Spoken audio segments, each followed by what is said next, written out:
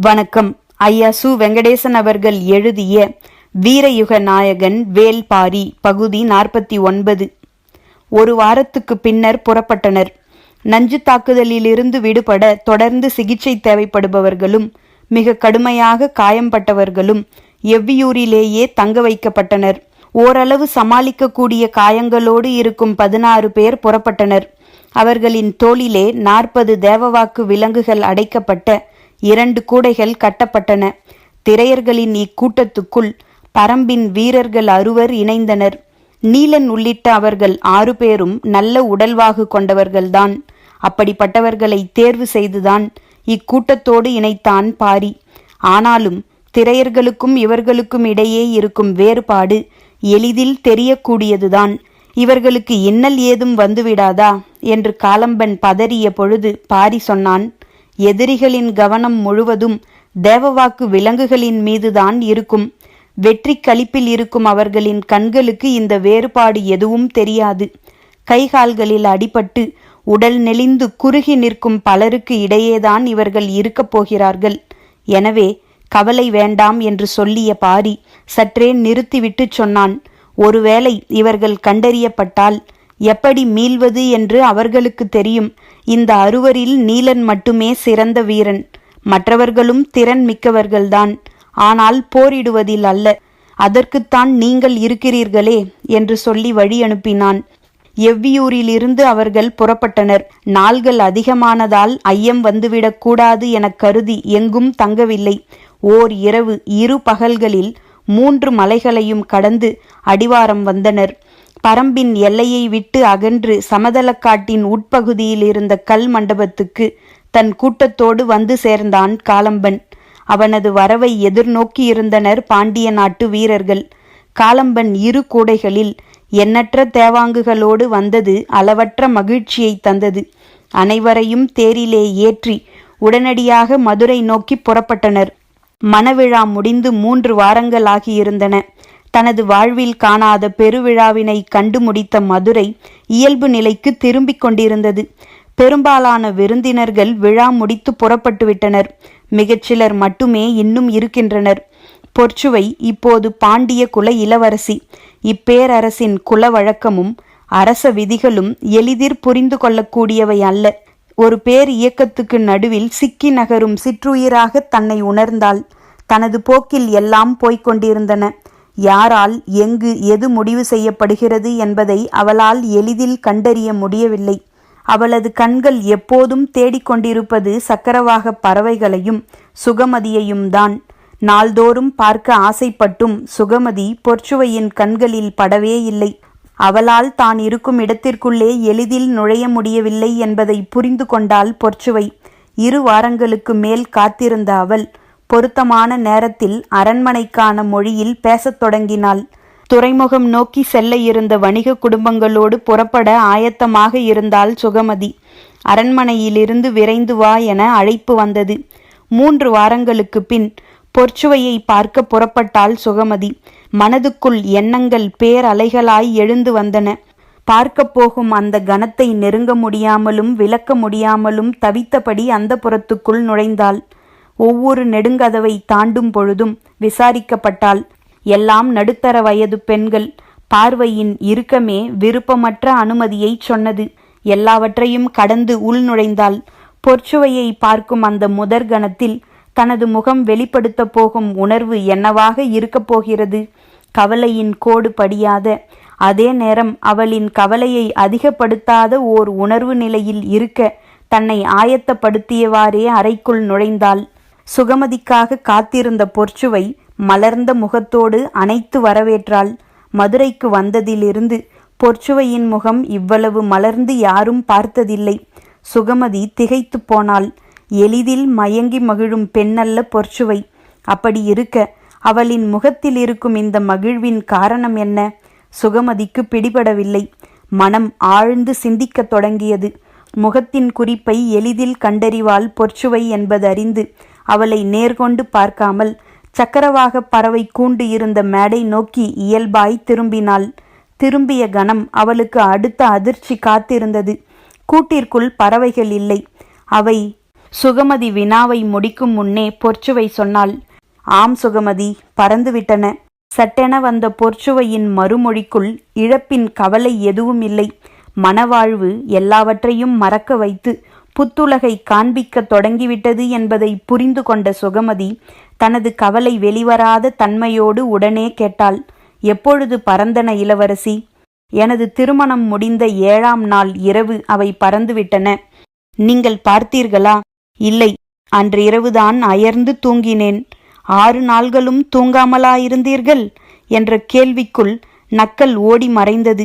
புது மணப்பெண்ணுக்கு தூக்கம் எப்படி வரும் என்று தனக்குத்தானே சொல்லிச் சிரித்தபடி கார்காலத்து பள்ளி அறையின் வியப்புக்குள் மூழ்கினாள். பள்ளி அறையின் மேற்கூரை முழுவதிலும் விண்மீன்கள் வரையப்பட்டிருந்தன. சுவர் முழுவதிலும் அழகிய ஓவியம் இடம்பெற்றிருந்தது. கண்களை எங்கும் ஓடவிட்டு கொண்டிருந்தாள். படுக்கையின் மேல் பட்டு இழைகளால் நெய்யப்பட்ட எலிமயிர் போர்வை கிடந்தது. அதன் வண்ணங்கள் கண்களை பறித்தன. பார்த்தபடி நின்றாள். எதை பார்த்து வியந்து நிற்கிறாய் சுகமதி? வெண்பட்டால் ஒளி மிதக்கும் இவ்வளவு அகலமான படுக்கையை நான் பார்த்ததே இல்லை இளவரசி. அப்படியா? ஆம் இளவரசி. உனக்கு மனமாகும் பொழுது சின்னஞ்சிறு கட்டிலில் படுக்கையை அமைத்துக்கொள். சரி என்பது போல தலையாட்டினாள். ஆனால் அவளது கண்கள் காரணத்தை கோரின. பொற்சுவை சொன்னாள். கணவன் மனைவிக்கான அகவாழ்வுக்கு அகன்ற படுக்கையைப் போல் இடையூறான இன்னொரு பொருள் எதுவும் இல்லை. சொல்லியபடி நடந்தாள் பொற்சுவை. அவள் கண்டறிந்து சொல்லும் உண்மை காட்சியாய் சுகமதியின் மனதுக்குள் விரிந்து கொண்டிருந்தது. காதலுக்கு தேவை கட்டிலின் அகலம் அல்ல. இது பறக்க வேண்டிய இடம் அல்ல, புதைய வேண்டிய இடம். அது தெரியாத மூடர்களே அறையில் பாதியை கட்டிலாக செய்கின்றனர். பொற்சுவையின் விளக்கம் சுகமதியை மயக்கியது. கட்டில் செய்த கலைஞனின் மீதான அவளது கோபத்தை நினைத்து உள்ளுக்குள் மகிழ்ந்தாள் சுகமதி. வாழ்வின் இன்னொரு வாசலின் வழியே உள் நுழைந்து விட்டாள் என்பது பொற்சுவை உதிர்க்கும் ஒவ்வொரு சொல்லிலும் வெளிப்படுகிறது. அதனை நினைத்து மகிழ்ந்தபடியே அவளை பின்தொடர்ந்தாள் சுகமதி. அறையை விட்டு வெளியில் வந்தாள் பொற்சுவை. சக்கரவாக பறவை கூண்டருகில் நின்றபடி சொன்னாள். மழையோடு வந்த பறவைகள் மழை நிற்கும் போது மழை பெய்யும் பகுதிக்கு மழையோடு சேர்ந்து போய்விடுகின்றன. அவற்றின் இறகுகள் எப்பொழுதும் ஈரத்துடனே இருக்கின்றன. அவற்றின் அலகை விட்டு மழையின் வாசனை மறைவதே இல்லை. மழை நீர் மட்டுமே அருந்துகின்றன. மற்ற பறவைகளைப் போல இவையும் முட்டையிட்டு அடை காத்துத்தான் குஞ்சு பொரிக்கின்றன. ஆனால் மழை துளிப்பட்டே முட்டையோடு உடைந்து குஞ்சு வெளிவரும் நிகழ்வு இவற்றுக்குத்தான் நிகழ்கிறது. பொற்சுவை சொல்லி முடிக்கும் முன் சுகமதி கேட்டாள். மழைக்காலம் இன்னும் முடியவில்லையே, அதற்குள் ஏன் பறந்துவிட்டன? அவை காதல் பறவைகள் அல்லவா? அதனால்தான் பறந்துவிட்டன. காதல் கொள்வதற்கும் மழைக்காலம் முடிவதற்குள் பறப்பதற்கும் என்ன தொடர்பிருக்கிறது? சுகமதியின் வினாவை தனது அசட்டு சிரிப்பால் எதிர்கொண்ட பொற்சுவை சொன்னால். படுக்கையில் தனித்திருக்கும் ஒருத்தியை எத்தனை இரவுகள்தான் அவற்றால் பார்த்து கொண்டிருக்க முடியும்? அதிர்ந்தாள் சுகமதி. அதுவரை பொற்சுவை பேசிய சொற்களுக்கும் மலர்ந்திருக்கும் அவளது முகத்துக்கும் காரணம் அறிய வந்த பொழுது நடுங்கி நின்றாள். அவர்களின் தேர் மாலைக்குள் கோட்டையின் மேற்கு வாசலுக்குள் நுழையும் என்று முன் வந்த வீரன் செய்தி சொன்னான். அச்சொல்லில் இருந்து பரவியது பரபரப்பு. நம்ப முடியாதவற்றை நம்பப் போகும் பொழுதுக்காக ஆயத்தமாயினர். இளவரசன் பொதியவெற்பன் மகிழ்ச்சியின் உச்சத்தில் இருந்தான். வெற்றி செருக்கோடு இருந்த கருங்கை வாணன் அவர்களின் நுழைவை எதிர்பார்த்து மேற்கு வாசல் மாடத்திலே காத்திருந்தான். பேரரசர் குலசேகர பாண்டியனை இவ்வளவு மகிழ்வோடு யாரும் பார்த்ததில்லை. முசுகுந்தர் போன்று நெடுங்காலம் அவருக்கு அருகிலே இருக்கும் மனிதர்களுக்கே அது வியப்பாக இருந்தது. மகிழ்வோ துக்கமோ உணர்ச்சியை எளிதில் காட்டிக்கொள்ளாதவர் பேரரசர். அவரது முகக்குறிப்பிலிருந்து அவரை கணித்துவிட முடியாதென்பது பலரும் அறிந்த உண்மை. ஆனால் இன்று பேரரசரின் உடலும் மனமும் பூரிப்பில் திளைத்தன. அதற்கு காரணம் இல்லாமல் இல்லை. உலகமே வியக்கும் அளவிற்கு மிகச் சிறப்பாக நடந்து முடிந்த திருமணம். அத்திருமணத்தை முன்னிட்டு கடல் வணிகத்துக்கு அச்சாணி போன்று திசை காட்டும் விலங்கொன்றை கண்டறிந்தது. அதனை எடுத்து வர எந்த வாய்ப்பும் இல்லை என்று கவலைப்பட்ட பொழுது மிகச் சிறப்பான திட்டமிட்டு அதனை எடுத்து வந்தது என எண்ணற்ற காரணங்கள் ஒன்று சேர்ந்து கொண்டன. அதனால்தான் பேரரசர் மகிழ்ச்சியின் உச்சத்தில் திளைக்கிறார் என வெள்ளிகொண்டார் நினைத்தார். ஆனால் முசுகுந்தர் தான் இன்னும் ஆழத்துக்கு போய் சிந்தித்தார். யாரும் உள்நுழைய முடியா இடமெனக் கருதப்பட்ட பரம்புக்குள் செல்லும் ஆற்றலை நாம் மெய்ப்பித்துள்ளோம். இன்று வரை பிற பேரரசுகளால் நினைத்து பார்க்க முடியாத செயல் அது. கடற்பரப்பில் பாண்டிய நாட்டின் ஆற்றல் பன்மடங்கு உயரப்போகிறது. வணிகத்திலும் அரசியலிலும் அது ஏற்படுத்த போகும் தாக்கம் அளவிட முடியாததாக இருக்கும்.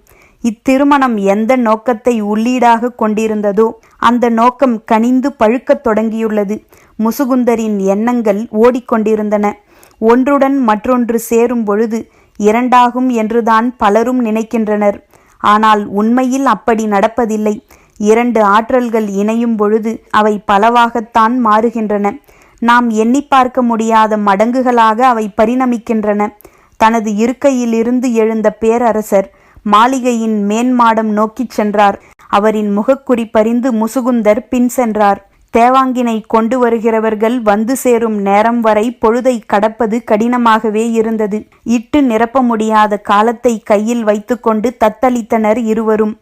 மனம் அதனை எவ்வளவு எதிர்பார்த்திருக்கிறது என்பதை எதிர்படும் ஒவ்வொரு கணமும் சொல்லியது. பேரரசர் மேலேறி வரவும் காவல் வீரர்கள் அகன்று விலகினர்.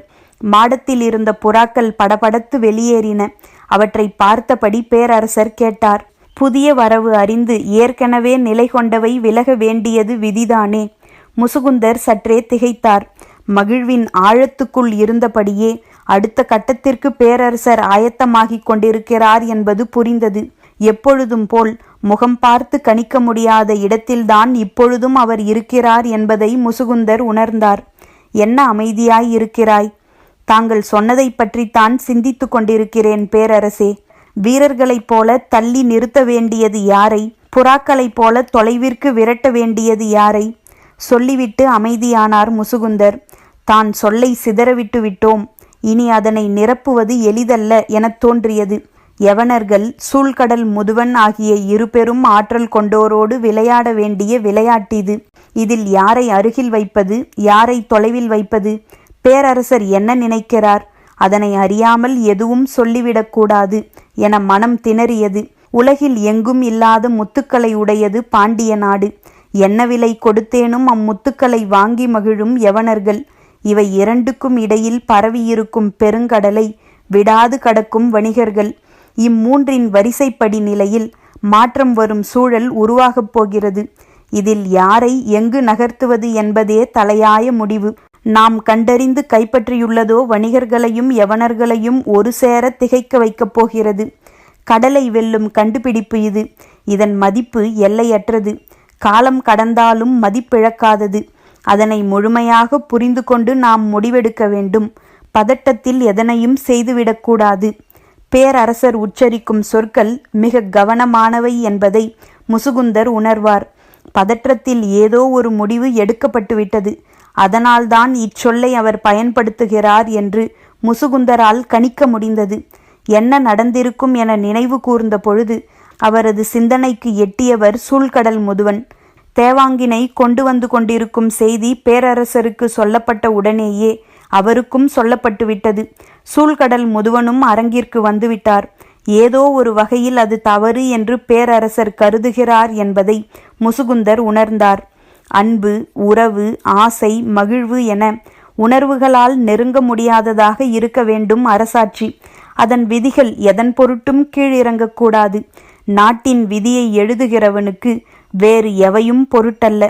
பேரரசர் குலசேகர பாண்டியன் மாடத்திலிருந்து கீழிறங்க முனைந்த போது தள்ளி நிறுத்த வேண்டியவர்களையும் தொலைவிற்கு விலக்க வேண்டியவர்களையும் பற்றிய கணிப்புக்கு வந்தார் முசுகுந்தர். அதில் தான் நிற்க வேண்டிய இடம் எது என்பது மட்டும் அவருக்கு பிடிபடவில்லை. வழக்கம் போல் நாழிகையின் மணியோசை கோட்டையின் நடுவிலிருந்து ஒலித்தது. கோட்டையின் நெடுங்கதவுகளை மூடச் சொல்லும் உத்தரவது. மேற்கு வாசலின் மேல் மாடத்தில் தளபதி கருங்கைவாணன் நின்று கொண்டிருந்தான். அவனோடு கோட்டை தளபதி சாகலைவன் நின்றான்.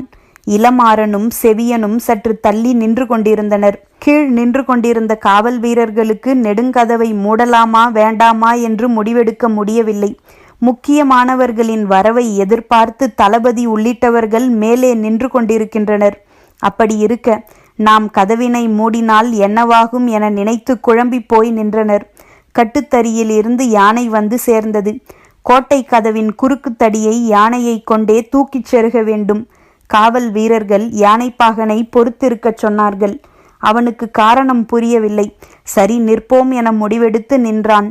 மேல் தளத்தில் நின்று கொண்டிருந்த இளமாறனுக்கும் செவியனுக்கும் கோட்டை வாசல் தளபதி மாரையனின் நினைவு வந்து போனது.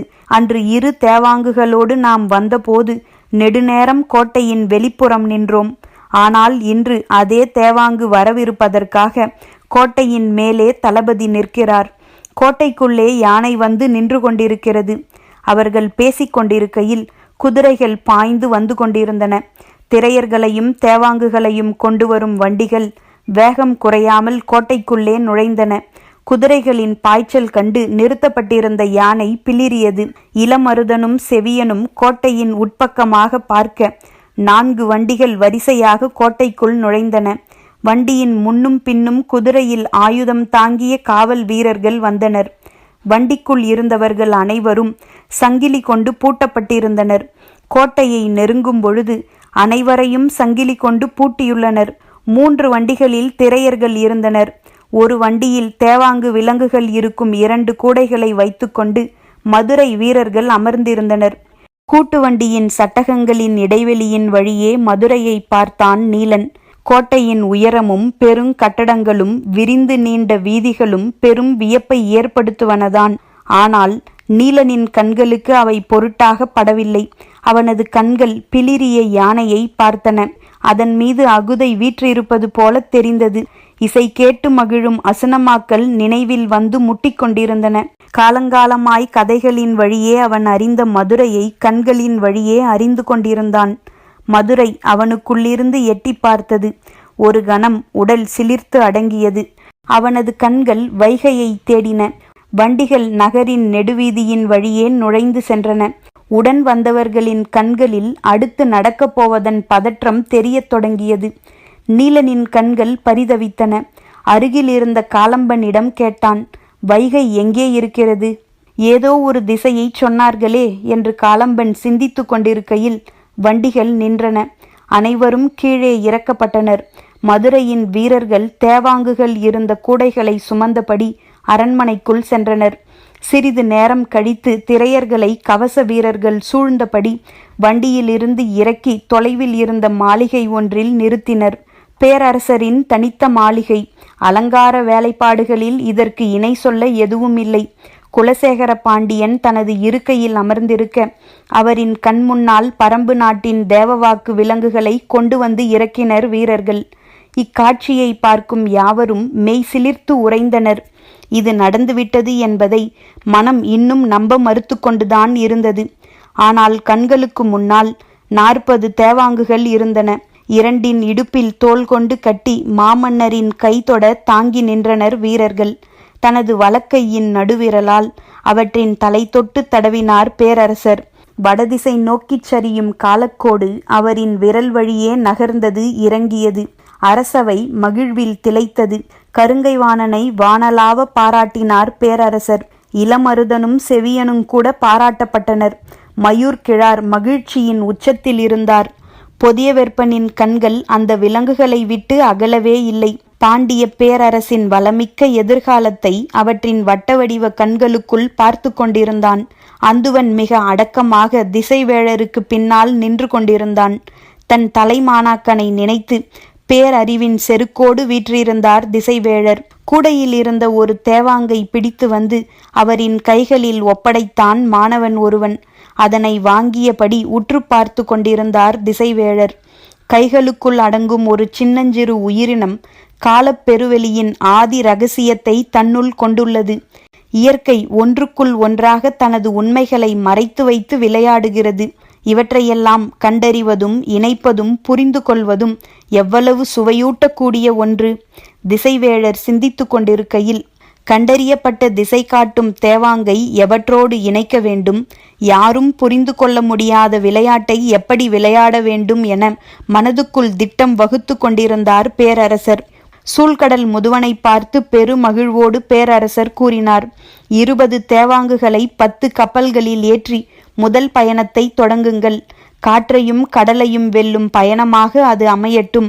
நாடுகளையும் கடலோடிகளையும் வணிகர்களையும் பெரு வியப்பில் ஆழ்த்துங்கள். நடுக்கடலில் கூட இயல்பாய் திசை திரும்பி பயணிக்கும் துணிச்சலை கண்டு யவனர்களே வியந்து நிற்கட்டும். பேரரசரின் அறிவிப்பால் அவை மகிழ்வில் திளைத்தது. சூழ்கடல் முதுவன் மீண்டும் மீண்டும் வணங்கி தனது நன்றி அறிதலை தெரிவித்தான். முசுகுந்தர் மட்டும் ஆழ்ந்து சிந்தித்து நடப்பதை புரிந்து கொள்ள முயன்று கொண்டிருந்தார். இது தேவாங்கோடு சேர்த்து சூழ்கடல் முதுவனையும் சோதித்து பார்க்கும் திட்டம் என்று அவருக்கு தோன்றியது. மறுகணம் அறிவித்தார். திறன்மிகு தோளும் பாறை மார்பும் கொண்ட இத்திரையர்களை நான் யவனர்களுக்கு பரிசாக வழங்குகிறேன். அவை திகைத்து நின்றது. அவர்களின் குடும்பங்கள் அனைத்தையும் விடுதலை செய்கிறேன் என்றும் கூறினார். திருமணத்தை முன்னிட்டு சூழ்கடல் முதுவனுக்கு பரிசாக வழங்கத்தான் திரையர்கள் சிறைபிடித்து வரப்பட்டனர். ஆனால் முற்றிலும் மாறுபட்டு யவனர்களுக்கு ஏன் பரிசாக வழங்குகிறார் என்று கருங்கைவாணனுக்கு விளங்கவில்லை. பொதிய வெப்பனுக்கும் விளங்கவில்லை. ஆனால் முசுகுந்தரால் ஓரளவு விளங்கிக் கொள்ள முடிந்தது. பேராற்றல் கொண்ட கருங்கொள்ளையர்களுக்கு இணையானவர்கள் எங்களிடமும் உண்டு. அவர்களை அடிமைகளாக பயன்படுத்துகிறோம் என்றால் பாண்டிய நாட்டின் ஆற்றல் எவ்வளவு வலிமை வாய்ந்ததாக இருக்கும் என்பதை யவனர்களுக்கு மறைமுகமாக உணர்த்தும் ஏற்பாடு இது. நடந்து முடிந்துள்ள திருமணம் பாண்டிய நாட்டின் செல்வ வளத்தை பறைசாற்றியுள்ளது. அதே நேரத்தில் தேவாங்கின் மூலம் கடற்பயணத்தில் ஏற்பட போகும் மாற்றத்தையும் அது பற்றிய செய்தியையும் யவனர்கள் அறியப் போகின்றனர். அதற்கு முன்பே பாண்டிய நாட்டின் வலிமையை அவர்கள் அறிவது அவசியம். சிதறும் பரல் போல அரங்கு முழுவதும் மகிழ்வின் ஒளி பரவி கிடந்தது. பேரரசர் இருக்கையை விட்டு அகன்றார். கொண்டு வந்ததில் மீதமுள்ள தேவாங்குகள் அரசின் பாதுகாப்பில் இருக்கட்டும் என்று முடிவெடுத்து அதனை நடைமுறைப்படுத்தும் பணி தொடங்கியது. தனித்த மாளிகையில் நிறுத்தப்பட்டிருந்த திரையர்களை கவச வீரர்கள் வெளிப்புறமாக அழைத்துச் சென்றனர். உள்ளே என்ன நடந்தது என்பது யாருக்கும் தெரியாது. காலம்பனால் நிலைமையை கணிக்க முடியவில்லை என்பதை அவனது முகக்குறி சொன்னது. நீலன் காலம்பனை மட்டுமே கவனித்து கொண்டிருந்தான். கடினமான இரும்புச் சங்கிலிகள் பட்டிய கல்லை உரசி நகர அவர்கள் கவச வீரர்களின் பின்னால் நடந்து கொண்டிருந்தனர். பரம்பின் குரல் ஒலிக்கும்.